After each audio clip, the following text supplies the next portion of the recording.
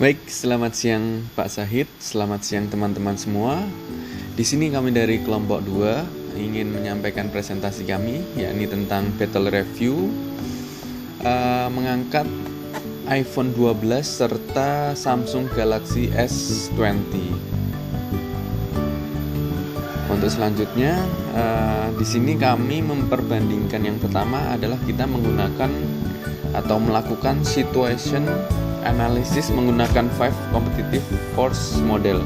Jadi di mana 5 competitive force merupakan model yang digunakan untuk mengidentifikasi 5 kekuatan kompetitif yang membentuk setiap industri dan membantu menentukan kelemahan dan kekuatan industri tersebut.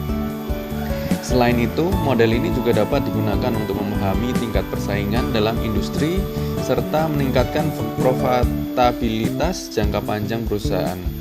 Jadi 5 force tersebut ini antara lain adalah rivalry among existing competitor, threat of new entrant, power of supplier, bargaining power of buyer, dan threat of substitute product.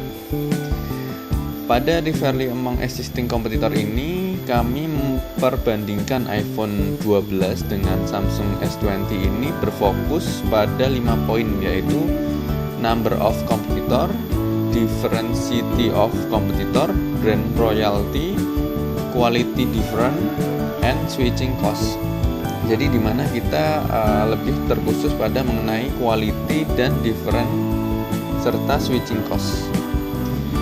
Berikut merupakan hasil perbandingan antara iPhone 12 dan Samsung Galaxy S20 terkait dengan desain, display, performance, kamera, audio, baterai, dan fitur yang diperoleh dari sumber versus.com. Jadi berdasarkan hasil ini menunjukkan bahwa Samsung Galaxy S20 ini memenangkan perbandingan terkait 7 hal tersebut yang dinilai oleh customer dan memperoleh poin yang sedikit lebih tinggi dari iPhone 12. Selain itu, secara harga juga Samsung dinilai lebih efektif karena menawarkan harga yang lebih murah untuk kualitas yang tidak jauh berbeda. Selanjutnya, pada threat of new entrant ini dapat diidentifikasi dengan menilai 4 hal, yakni barrier of entry, brand loyalty, cumulative experience, serta switching cost. Jadi produk new entrant ini yang terbaru dari Apple dan Samsung ini adalah seri iPhone 13 dan seri Samsung Z Flip. Jadi kedua produk tersebut dari masing-masing brand ini merupakan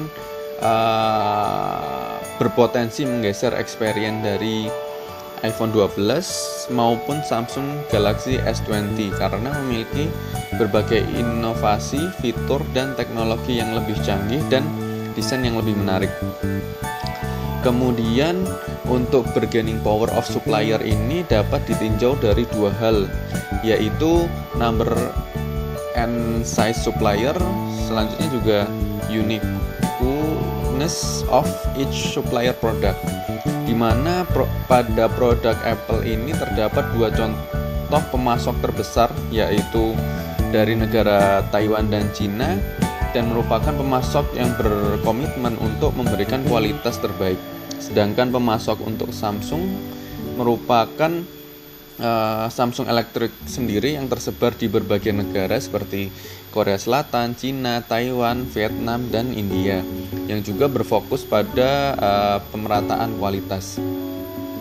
Selanjutnya, pada bargaining power of buyer ini dapat bergantung pada beberapa hal, antara lain yakni number of customer, price sensitivity, buyer ability to substitute, dan yang terakhir adalah switching cost, di mana pada umumnya buyer akan lebih menyukai produk dengan harga yang lebih murah namun dengan kualitas produk yang tetap baik. Ketika buyer memiliki kemampuan untuk switching produk ke kompetitor dengan harga produk yang lebih murah namun dengan kualitas yang tidak jauh berbeda, maka bargaining power buyer akan tinggi. Situasi ini dapat terjadi pada produk iPhone 12 maupun Galaxy S20. Selanjutnya ada trade of substitute product. Ini dapat ditinjau dari 4 hal, yakni number of substitute product available, lalu ada buyer propensity to substitute, lalu ada relative price performance of substitute, dan perceived level of product differentiation, di mana substitute produk dari iPhone maupun Samsung ini dapat berasal dari berbagai brand lain seperti OnePlus, Oppo, Xiaomi. Namun pada kondisi ini iPhone dinilai memiliki competitive advantage dari Samsung karena produk-produk substitut yang ada di market merupakan ponsel dengan operation system Android, sehingga secara sistem pasti tidak akan jauh berbeda dengan Samsung. Sedangkan sistem operation iPhone ini adalah iOS yang merupakan salah satu diferensiasi dari setiap produk Apple yang tidak dimiliki oleh kompetitor. Selanjutnya untuk customer behavior profilnya, jadi yang pertama ini adalah who are they, jadi segmen profilnya. Jadi berdasarkan segmen profil, Samsung lebih diminati mulai dari usia 15 tahun hingga 45 tahun, sedangkan segmen profil Apple khususnya iPhone ini diminati mulai dari usia 25 tahun hingga 34 tahun. Selanjutnya, why do they buy, ini customer value-nya ini. Peminat membeli Samsung S20 ini maupun iPhone 12 ini karena ingin mengikuti tren, meningkatkan lifestyle, dan minat Samsung S20 ini maupun iPhone 12 ini bertujuan untuk mengupgrade gadget dan memilih Samsung S20 maupun iPhone ini karena keduanya gadget tersebut memiliki fitur yang unik dan teknologi yang baru. Selanjutnya, what do they buy? Jadi produk itemnya ini, peminat Samsung S20 atau iPhone 12 ini membeli produk dengan mempertimbangkan fitur terbaru yang ditawarkan dari kedua gadget tersebut, seperti pada data tersebut. Selanjutnya, when do they buy? Jadi untuk iPhone 12 sendiri ini mulai dirilis pada Oktober 2020, memiliki kisaran harga 13 juta hingga 18 juta. iPhone 12 ini juga berhasil terjual hingga 100 juta unit per April 2021, atau perkiraan akan menguasai pasar hingga 24% teknologi 5G. Selanjutnya untuk Samsung S20 ini mulai dirilis pada bulan Februari 2020 yang memiliki kisaran harga mulai dari 13 juta hingga 17 juta. Samsung S20 ini terjual hingga 8,2 juta unit di pertengahan tahun 2020. Selanjutnya, where do they buy? Jadi peminat iPhone 12 maupun Samsung 20 ini dapat membelinya di e-commerce seperti Tokopedia, Bukalapak, Blibli, dan lain-lainnya, atau melalui online store resmi seperti iBox, web iPhone, web Samsung, atau juga bisa ke offline store resmi maupun counter HP terdekat. Selanjutnya yang terakhir, how do they buy? Jadi peminat iPhone 12 maupun S20 ini dapat membelinya dengan membayar kredit maupun cash gitu. Selanjutnya untuk company profile-nya untuk kedua perusahaan tersebut, yakni yang pertama adalah dari Samsung, di mana Samsung ini adalah perusahaan elektronik terbesar yang berasal dari negara Super Junior, BTS, Twice, dan Blackpink, yaitu Korea Selatan.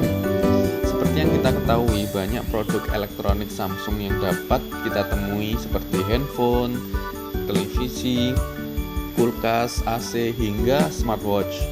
Jadi Samsung ini menjadi brand paling dinanti-nanti oleh para pecinta gadget setelah Apple, karena inovasi-inovasinya yang terus dikembangkan oleh perusahaan tersebut.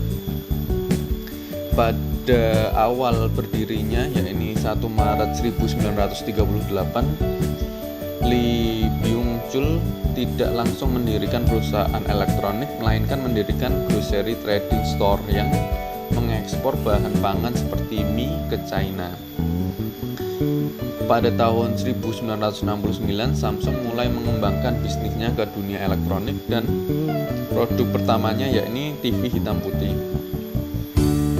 Kemudian pada tahun 1970, Samsung mulai melakukan ekspor barang-barang elektronik rumah tangga dan menjadi perusahaan manufaktur terbesar di Korea. Pada tahun 1978, divisi aerospace diciptakan dan disusul dengan diciptakannya SDS atau Samsung Data System. Jadi pada tahun 1985 yang berfungsi sebagai sumber informasi bagi perusahaan untuk mengembangkan sistem.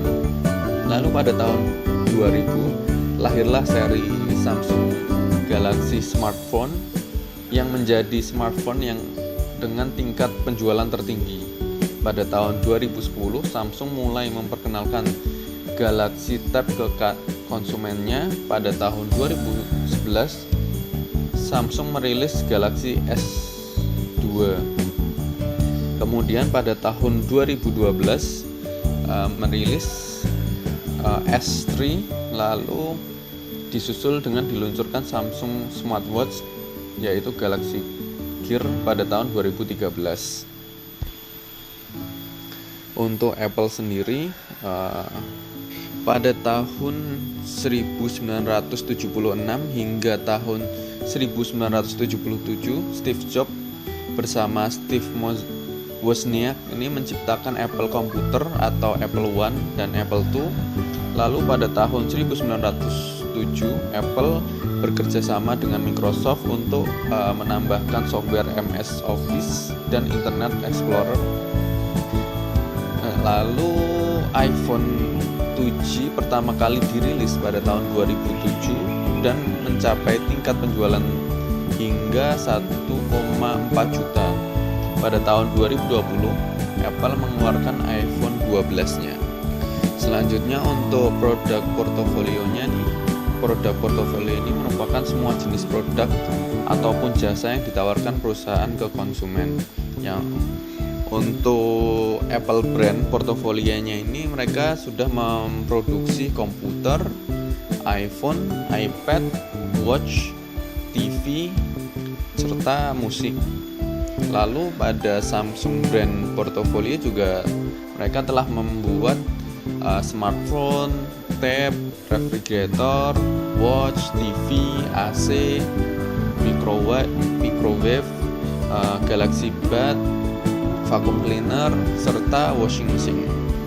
Selanjutnya untuk bisnis perform recordnya ini, iPhone 11 sendiri performance recordnya ini meluncurkan series iPhone Mini, Max, dan Pro.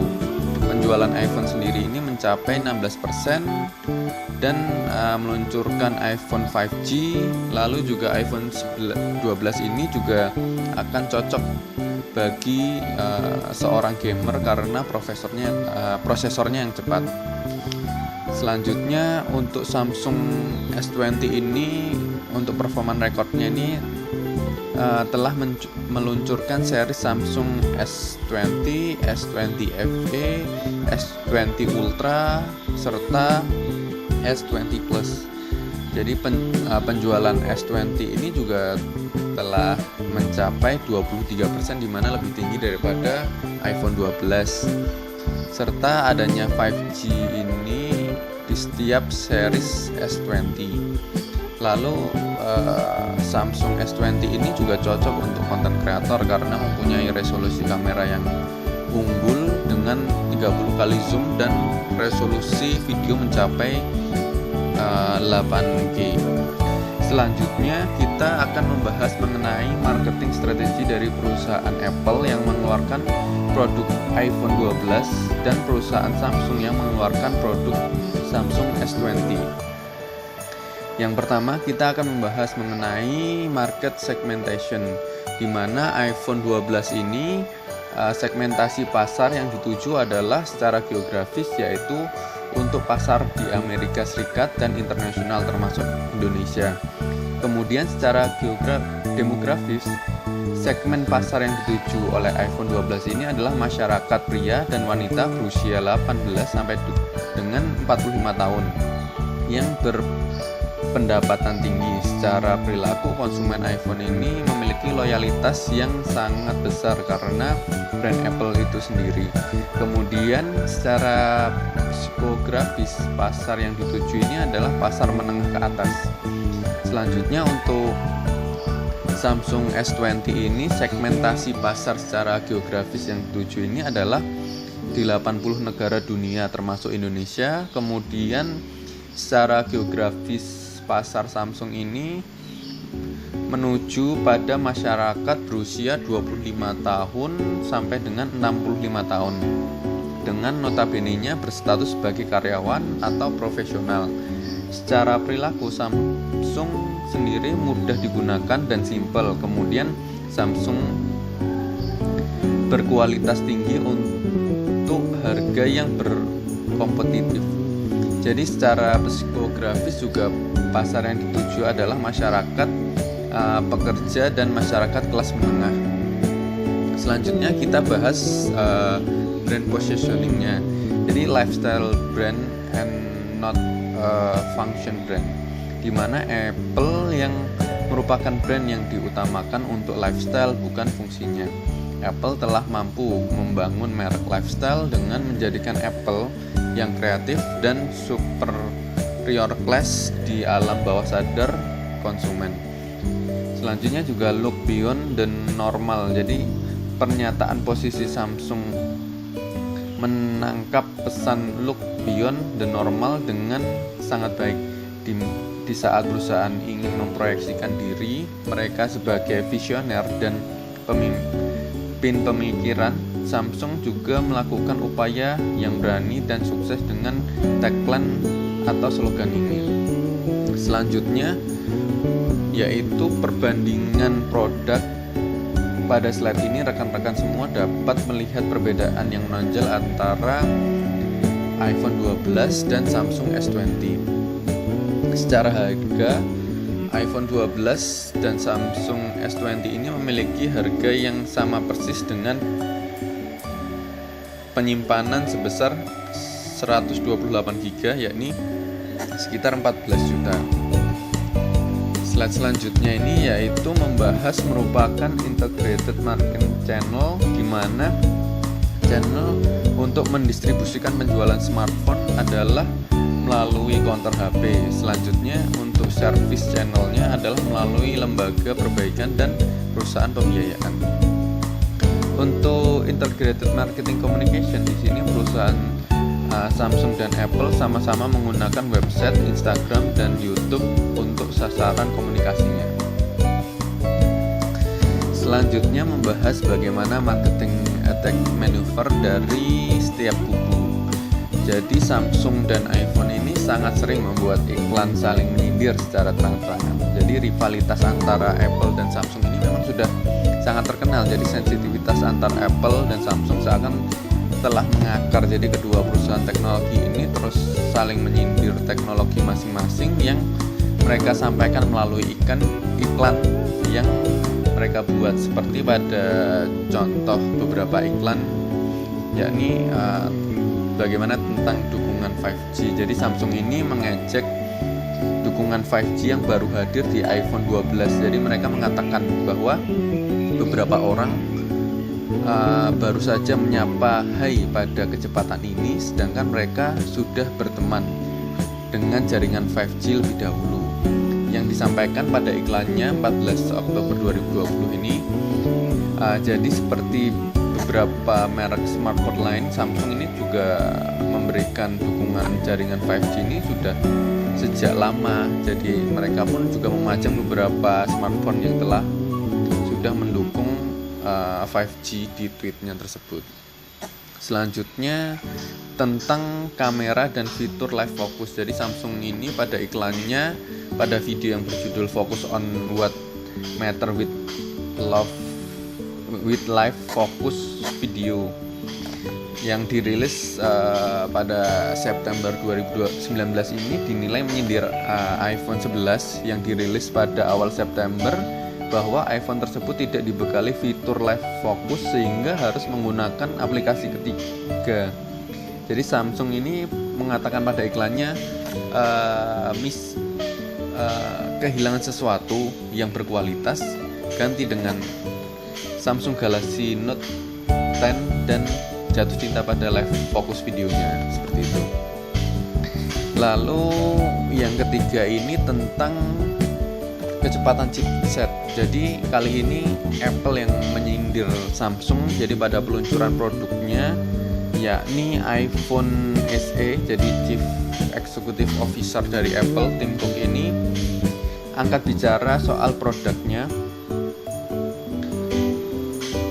yang baru, yakni iPhone SE ini. Ia menyebut bahwa iPhone murah ini memiliki nilai yang besar dan lebih cepat daripada ponsel Android yang tercepat, yang secara tidak langsung menyindir langsung Samsung sebagai kompetitor besarnya pada konferensinya di tahun 2020. Selanjutnya juga untuk masalah charger, Samsung ini juga mengejek Apple yang sudah tidak memberikan charger pada paket pembelian ya. Jadi Samsung ini mengatakan pada iklannya, Galaxy memberikan semua yang dibutuhkan, mulai dari hal dasar seperti charger, kamera terbaik, baterai, performance, memori, dan layar 120 Hz dalam smartphone-nya yang dirilis pada Oktober 2020. Selanjutnya juga untuk masalah zoom kamera ini, Samsung kembali membuat video iklan kontroversial dengan memasukkan produk Apple di dalamnya. Samsung ini membuat video perbandingan khusus fitur kamera yang ada pada Galaxy S21 Ultra dengan iPhone 12 Pro Max, dibuat menjadi dua video. Dalam foto close up-nya ini, hasil jepretan iPhone 12 Pro Max ini terlihat kurang tajam dibandingkan dengan Galaxy S21. Samsung mencatat mereka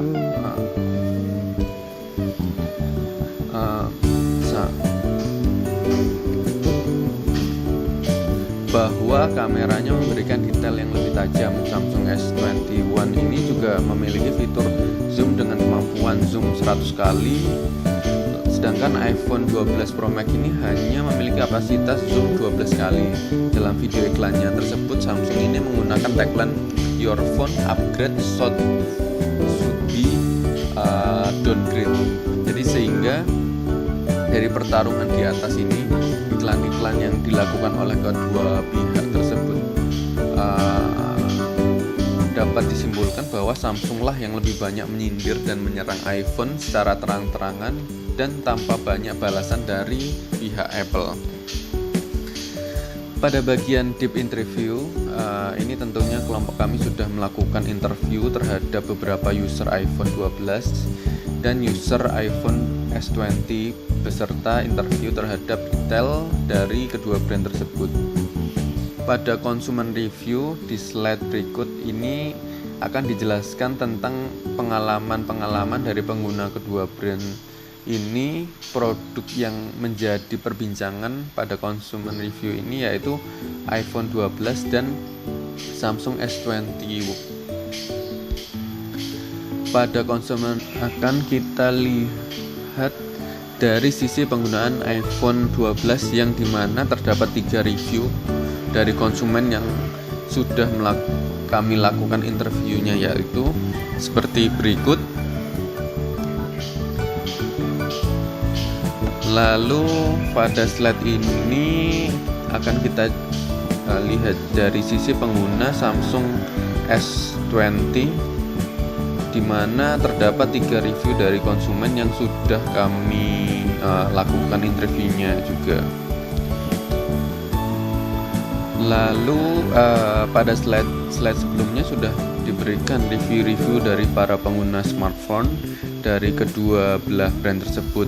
Pada bagian ini akan dibahas dari segi retailersnya, yaitu seperti data berikut. Sehingga tentunya Apple dan Samsung ini memiliki strategi pemasaran yang berbeda. Pada bagian ini kelompok kami akan membahas tentang strategi pemasaran dari setiap brand. Jadi untuk Apple sendiri, Apple ini fokus pada nilai keunikan dibandingkan harga. Jadi Apple tidak pernah terjebak dalam persaingan harga. Perusahaan ini juga selalu mempunyai cara tersendiri untuk menentukan harga setiap produknya. Mereka lebih berfokus untuk membandingkan nilai keunikan produknya daripada harus menghabiskan waktu dalam persaingan harga suatu produk. Nilai keunikan tersebutlah yang menjadi kekuatan jika dibandingkan dengan kompetitor lain. Anda dapat melihat sendiri bagaimana produk Apple memiliki desain yang unik, cantik, dan menarik. Selanjutnya juga terus melakukan inovasi, di mana kunci dari semua yang dilakukan Apple adalah inovasi. Inovasi ini adalah yang membuat Apple mampu bertahan dalam kondisi persaingan yang luar biasa ketat. Apple tidak pernah berhenti untuk selalu berinovasi. Apple juga terus meluncurkan produk-produk inovatifnya yang terbaru. Lalu inovasi ini adalah yang telah membuat perusahaan raksasa teknologi ini juga berada di baris terdepan dari kompetitor lainnya. Selanjutnya juga mendengar masukan dari pelanggan. Dengan hadirnya media sosial, pelanggan memiliki banyak cara untuk mengekspresikan opini mereka untuk produk-produk suatu perusahaan. Jadi Apple ini menyadari bahwa pentingnya hal ini dengan mengarahkan pengembangan produk sesuai dengan keinginan pelanggan. Apple juga selalu update dan menjaga komunikasi dengan pengguna produknya. Setiap meluncurkan produk terbarunya maka akan diadakan seminar dan gathering untuk para pelanggannya. Dengan begitu terbukti bahwa Apple juga memang mengenal setiap pelanggannya dengan baik. Lalu juga menciptakan user experience yang berkesan. Jadi semua orang juga dapat membuat produk, tetapi tidak semua mampu menciptakan sebuah pengalaman bagi penggunanya. Lalu juga melakukan branding yang baik. Jadi dengan logo serta nama perusahaan yang mudah diingat, Apple juga menanamkan ide bahwa barang-barang produksinya merupakan teknologi yang canggih dan mudah digunakan atau dapat dikatakan user friendly. Jadi kebalikan dari pemahaman umum bahwa semakin canggih suatu alat maka akan semakin rumit pengoperasiannya. Sedangkan dengan begitu terbukti bahwa Apple juga memang memiliki strategi branding yang baik dengan selalu berkomitmen untuk menciptakan solusi pada setiap permasalahan yang dimiliki oleh target pasarnya. Untuk Samsung sendiri, strategi pemasarannya adalah mengencarkan periklanan. Jadi Samsung di sini mereka melakukan pemasaran terhadap produk-produk mereka melalui iklan, contohnya seperti iklan sosial media, baliho-baliho yang ada.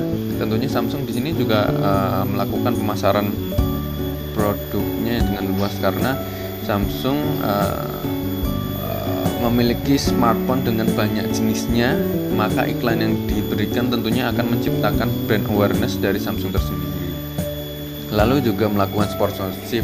Jadi Samsung di sini juga sering melakukan sponsorship seperti salah satu contohnya adalah game Mobile Legends. Pada turnamen yang diadakan, Samsung melakukan promosi pemasaran produknya dengan menjadi salah satu sponsor dari turnamen game tersebut. Lalu juga menjadi brand ambassador produk-produknya.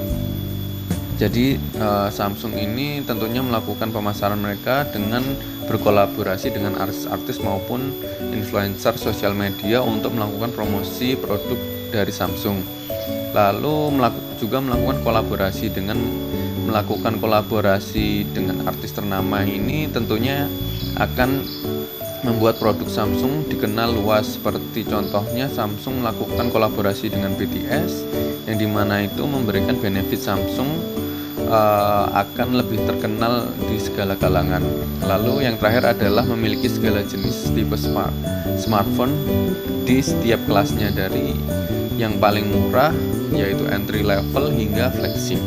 Selanjutnya untuk marketing insight-nya, berdasarkan statistik market share smartphone di Indonesia pada tahun 2021 didominasi oleh Samsung sebesar 21,94%, kemudian Oppo di 21,28% dan Xiaomi di 19,83%. Pasar smartphone di Indonesia didominasi oleh Android dan segmen market menengah ke bawah. Samsung dikenal relatif awet atau tahan dibandingkan smartphone Vivo dan Realme, namun lebih terjangkau dibandingkan Apple. Selain itu juga Samsung memberikan semua yang dibutuhkan, mulai dari hal dasar seperti charger, kamera terbaik, baterai, performa, memori, layar 120Hz dalam sebuah smartphone. Kamera Samsung, Oppo, dan Xiaomi ini diklaim memiliki kualitas kamera yang baik. Hal ini menunjukkan kualitas kamera cukup mempengaruhi kepuasan pembeli smartphone di pasar Indonesia. Untuk mempertahankan posisi sebagai market leader, yakni dibutuhkan pertahankan konsep bermacam seri dengan harga yang berbeda-beda.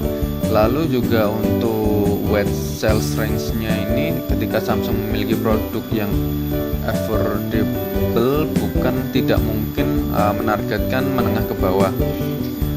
Lalu yang ketiga adalah tetap membuat peningkatan atau improvement untuk kualitas kameranya.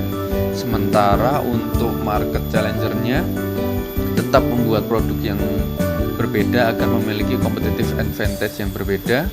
Lalu ciptakan produk dengan harga yang lebih terjangkau agar lebih banyak peminat di Indonesia. Lalu massive sales. Lalu tetapkan tingkat kualitas kamera, tetapkan kelas menengah ke atas, dan menjadi brand position yang berbeda dengan kompetitor. Selanjutnya juga perbaiki dan perbanyak apps yang dapat membantu konten kreator. Sekian presentasi dari kelompok 2. Terima kasih.